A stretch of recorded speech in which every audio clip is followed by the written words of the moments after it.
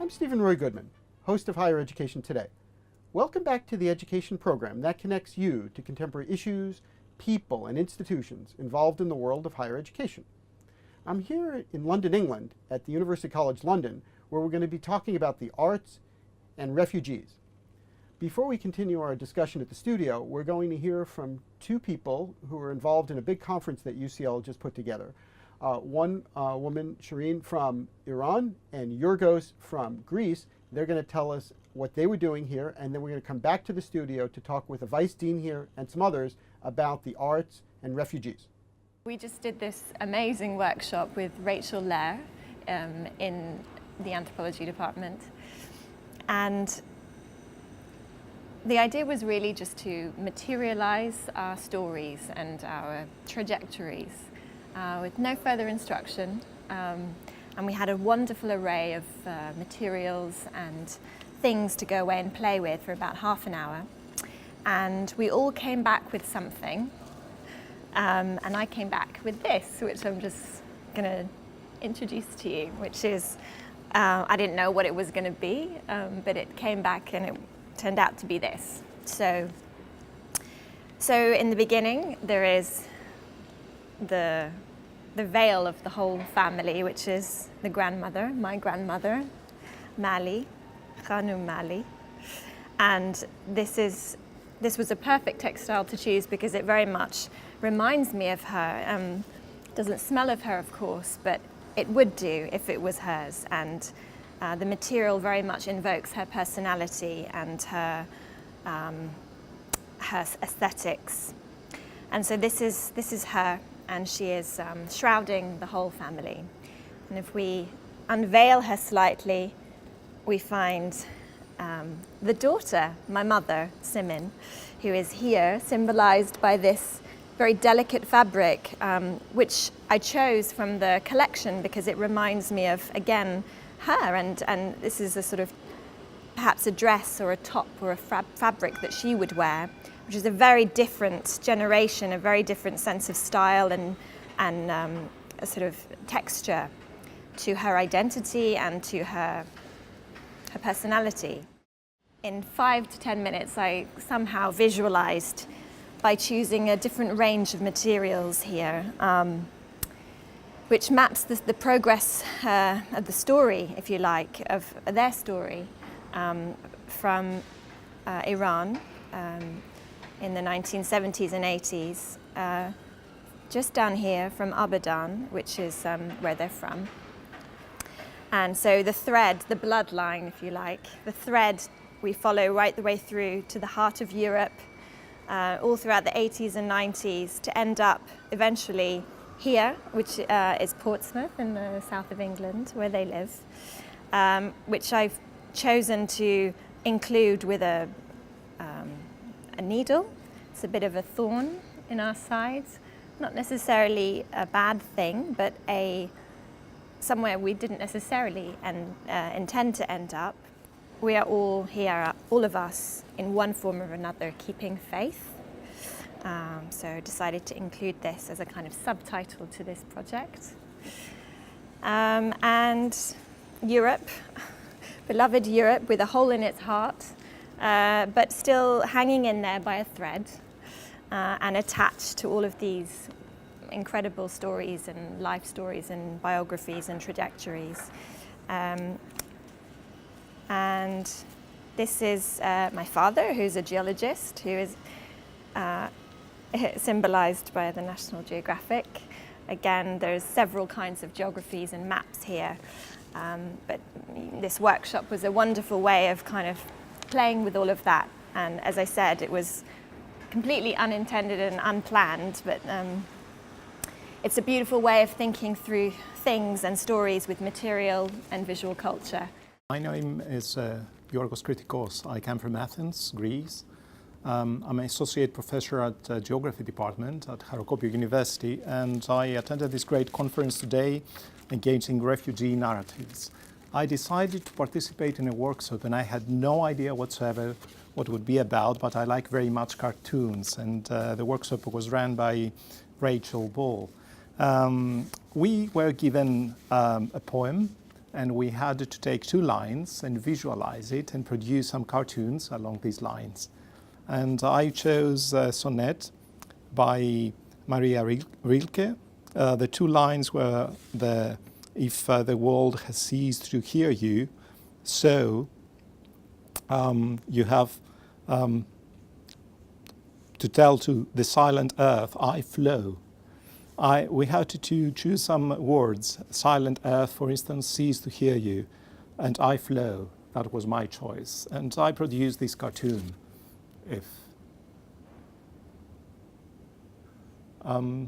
I think it was great because for the first time in my life I had to visualize words and transfer them in paper, in shapes, and cartoons.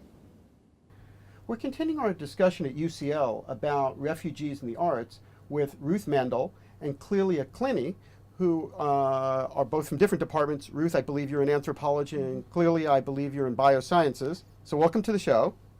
Thank you. Thank you. Nice to be here. Thank you for coming on, and thank you for helping to arrange all of this. Ruth, if you could say a word or two about why did you put together this conference about refugees in the arts, and why is this such an important topic? That's a great question.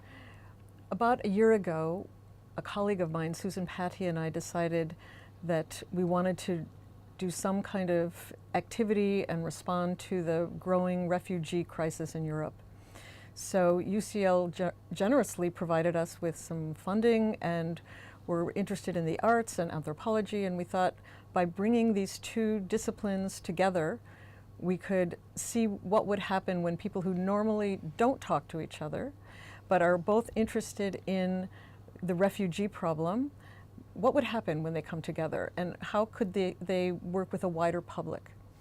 So we brought together academics from a variety of countries throughout Europe, and activists and artists who work with refugees in refugee camps, in NGOs and the like, to talk to each other and to demonstrate, actually physically demonstrate through arts workshops their activities and how they can incorporate these newcomers to England in their activities, and how that would help people throughout who are not in academics, who are not in the arts, understand better who these strangers, who these foreigners, people who've washed up on our shores, who are they about? How can we counteract the stereotypes that we hear? How can we offer them more dignity and humanity? So by incorporating arts into our activities, we have shown that we're able to move beyond a simple arts project or simple academic research by bringing them together. Well, fair enough. And Clelia, do you agree with that? Oh yes, yes, of course. I think it's very important to have people from different backgrounds and disciplines in dialogue. In fact, my own research is interdisciplinary. I'm based in the Biosciences department, and we try to connect, actually we're trying to build a bridge between research on health and migration and forced displacement, and research on arts and well-being. So in my team, we all come from different backgrounds, and we're trying to make, to create some knowledge which is informed by different perspectives on migration. Well, that's an interesting point that you made about knowledge, because that's what I was thinking as both of you were talking, which is how do we take this knowledge and apply it outside of UCL and outside of the academic world?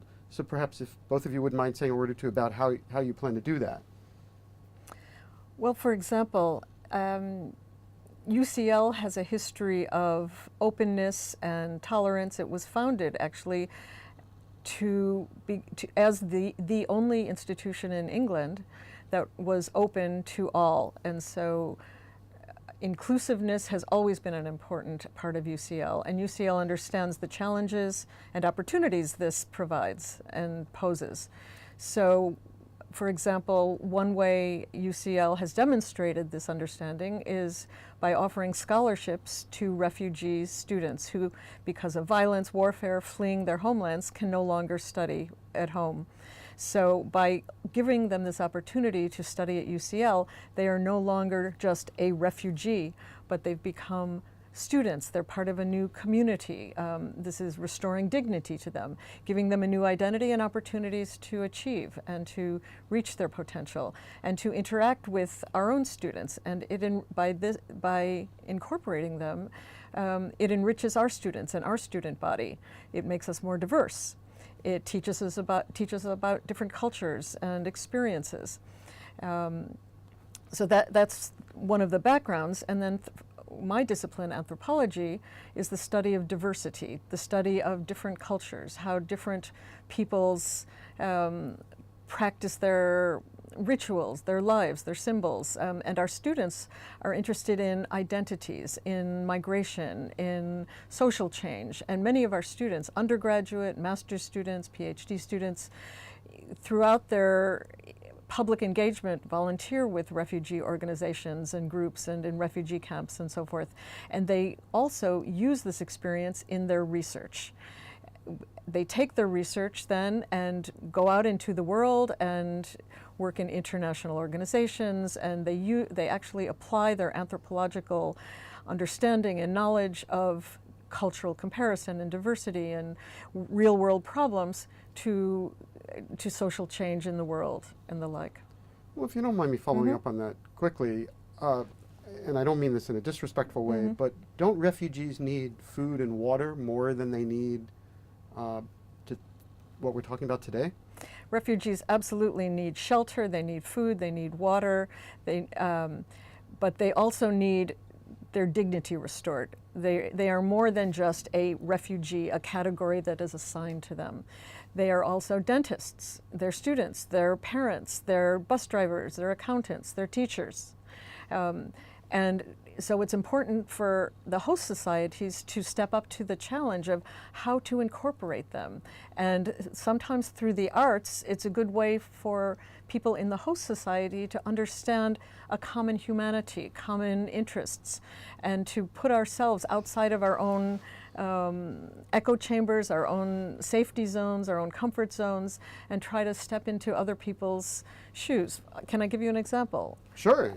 A year ago, we had the first of our events called Engaging Refugee Narratives, Perspectives from Academia and the Arts. So one way we thought to engage refugee narratives quite literally was to bring different arts groups that are composed of refugees, that work with refugees, together to discuss with a wider public and to perform. We had an evening performance of a young new theater company made up of teenage boys who all were unaccompanied minors. They made their ways to England from Somalia, from Ethiopia, from Afghanistan, from Iraq and Syria through the most horrific circumstances.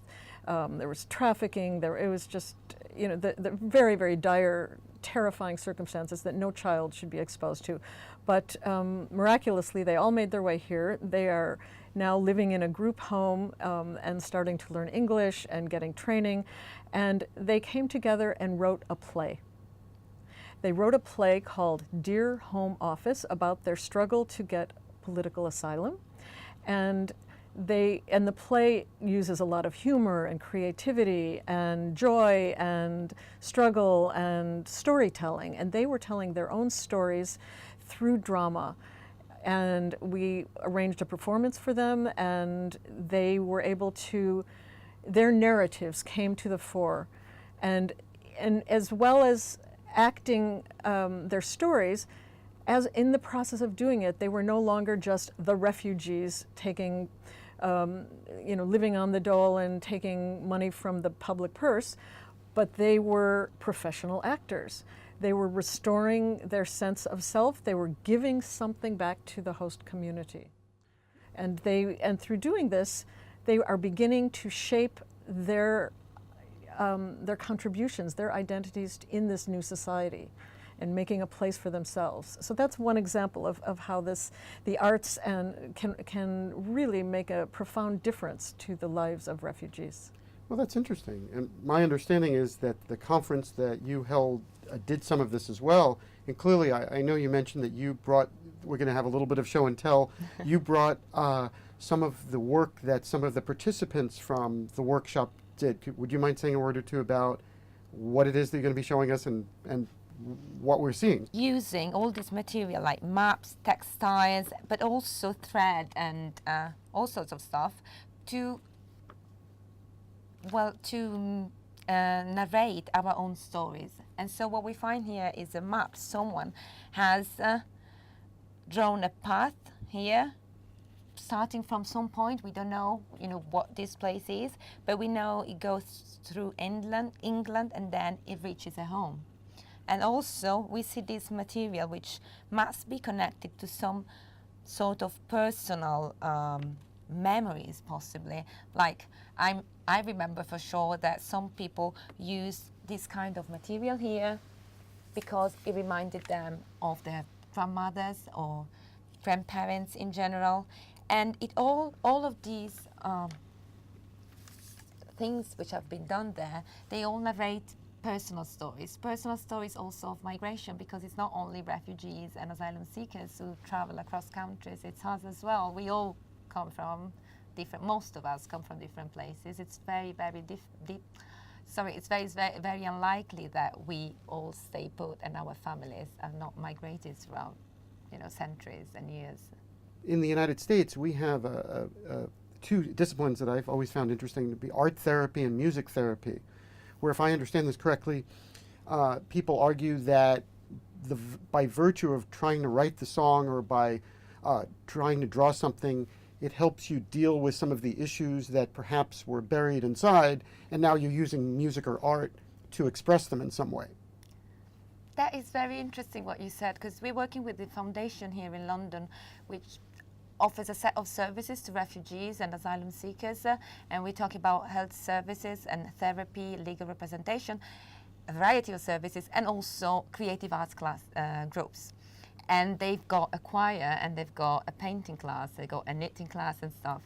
And what emerges from what we've seen so far is that people, by attending these classes, they are able to concentrate on something else, which helps them not to think about the traumas they have endured before or while they were arriving here, but at the same time they participating in creative activities allows them to express themselves without having to actually articulate their worries. So let's say if they're painting, they can express themselves, but then they do not have to tell other people what's in there if they don't want to.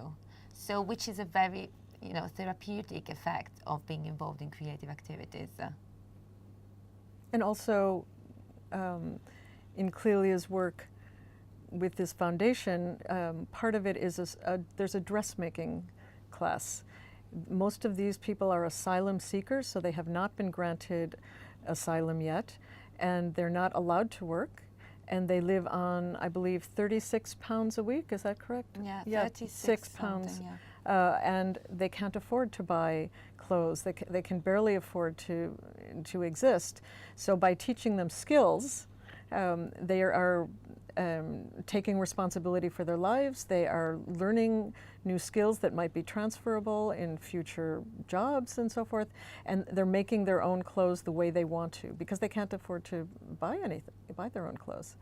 So, and by doing this, they come together as a small community and share their experiences, their stories in this very safe and protected forum where they're given the materials. We continue our discussion at UCL with Tessa Altman, who's originally from Australia and who's here at UCL studying and teaching anthropology. Welcome. Thank you, Steve. Well, Tess, can you say a word or two about why did you come all the way from Australia here to do anthropology, and how are you involved in the arts and refugees? Yeah, so I came I was very interested in studying anthropology in the UK because there's a really rich and long tradition of anthropology in the UK, and specifically in UCL because it's a very globally focused university. And part of that was that I got an international scholarship, and it was easy to get that opportunity here. I was very lucky because it is so globally focused. My area of interest is actually anthropology, and I look at refugees and the refugee crisis in Australia. And I think it's very important because this is a global issue to look at this from the other side of the world, to come over here and to be informed by other perspectives and other experiences of the refugee crisis and other researchers who are looking in different parts of the world. And so I found UCL to be a very good department to be based in to look at this topic. Well, that's an interesting point. So I guess I hadn't thought about that before. So I guess if you're in Australia or you're in the United States or you're in the UK or you're anywhere, you know, from the receiving end of refugees, there are similar issues. And I suppose there are similar issues for people who are leaving certain places and going to other places. Yes, that's right. Yeah, absolutely. And I mean, we're living in a increasingly interconnected world. Everybody's very mobile, and most countries such as the UK or Australia are incredibly multicultural. And we do have people coming through from all over the world to Australia, transiting through Indonesia, Malaysia, from Iran, Afghanistan, Syria, fleeing conflict. Or persecution. And similarly in the UK, you have these flows of migration coming up the other way. So we see people with similar but very different stories, and it's very important for us to try and understand and relate. And anthropology provides a really excellent lens through which to do that. But also the method of anthropology is quite different from many other social sciences in that when we go to do our PhDs and then onwards into our careers, we do extensive field work, and that entails 12 to 24 months where we go to and we work alongside the people that we study, and we really try and understand their perspectives and their voices, and we get a really deep dive into people's lives. And in the way that we're looking at the refugee crisis and hearing about it in the news often, we get these very broad brushstrokes and these very these headlines, but we don't really hear the stories of people that humanize them. And the people I work with are actually volunteers who are responding to the refugee crisis. It's very powerful just to meet somebody else who has that background as a refugee or an asylum seeker. And many of the volunteers who come, this is the experience that they come for. In the food bank where I worked, or delivering furniture to asylum seeker houses, they suddenly meet someone completely different to themselves, and they learn so much about themselves as well. So I would say that what we need more opportunities for people to, have those chances to connect just as a human to a human. And you can find so many commonalities together when you're talking about, what kind of food do you like? And, oh, tell me a recipe from your country. I'll tell you one from mine. This is something that used to happen in the food bank all the time. And then people start talking about, oh, that's my daughter. They show a picture, and people will just, there's no fear anymore. It's just this connection there. And I think it would be wonderful if there were more opportunities for people to form these connections together, so that they weren't just, going off a group in the news that they were hearing about and thinking about them, as one dehumanizing whole, but as, each individual people with their own journeys. We're continuing our discussion at UCL in London, England, and back with Ruth. Ruth, welcome back. Thank you. Ruth, you mentioned before that these narratives were so important, and I was wondering if you wouldn't mind saying a little bit more about the importance of the narratives, and if there's anything else that you thought that really an American viewer ought to know and understand about the work that you're doing here at UCL. Well, I would recommend and suggest that anybody interested in this idea of academics and the arts, anthropology and the arts, and the way these constituencies can talk to each other and learn from each other, visit our website. It's www.refugenarratives.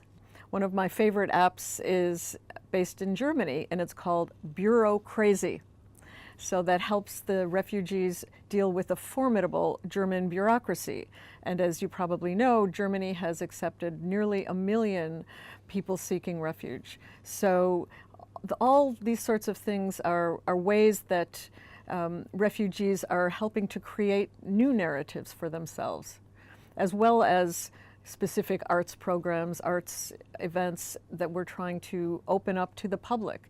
Because the more public, the wider public engages with refugees with ideas about poetry and storytelling and film, photography, theater, about and with refugees, the more that they can shed the stereotypes. Well, that's interesting about the engagement, because I think you and your colleagues have made it clear that it's not just that they are refugees, that refugees are people with stories. Absolutely. And perhaps, so how can, I guess my question is, how can universities do more? Because what I'm hearing is that refugees would like to go to more universities, and I think that's probably true, but how can we make sure that universities really actually do that? They have to commit and invest. They have to create programs to be stepping stones to allow students who don't have a good command of English to improve their English, to get the qualifications necessary to enter the universities. They have to set up scholarship programs, the way UCL has done, specifically for people seeking refuge who are thirsty, they're hungry for academic skills, academic training. And this is a beautiful way to help them feel like stakeholders in their new society, to incorporate them into the educational system, to help give them a new identity. Well, that's a very powerful point. Thank you so much, Ruth. And thank you for watching. If you have questions about the show or would like to send a message to our viewer mailbox, please do so at highereducationtoday@topcolleges.com. If you would like additional information about UCL, please visit their website at ucl.ac.uk. And thank you again for watching.